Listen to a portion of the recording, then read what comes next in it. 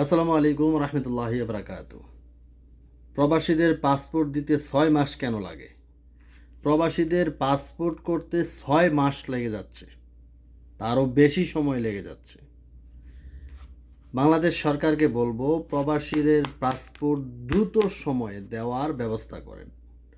এই যে বর্তমানে পাসপোর্ট জমা দেওয়ার জন্য গেলে অনলাইন জমা হয়, তখন ফিঙ্গারের ডেট দেয় 2 মাস 3 মাস পর।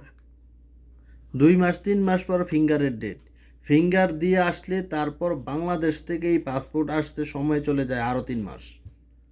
টোটাল 6 মাস চলে যায় যদি পাসপোর্ট করতে, তাহলে প্রবাসীদের অনেক সমস্যার সম্মুখীন হতে হচ্ছে। এটা বাংলাদেশ সরকার এবং যারা পাসপোর্ট কর্তৃপক্ষ আছেন তাদেরকে দ্রুত এইটা প্রবাসীকে দেওয়ার ব্যবস্থা করা হোক। ভিডিওটা শেয়ার করবেন। প্রবাসীরা এই যে পাসপোর্ট পেতে হাতে 6 মাস লেগে যাচ্ছে, পাসপোর্টটা পেতে 6 মাস লেগে যাচ্ছে, এটা একটু খেয়াল করবেন। মিস্টার তারেক রহমান সাহেব, এইগুলো একটু খেয়াল দিয়েন।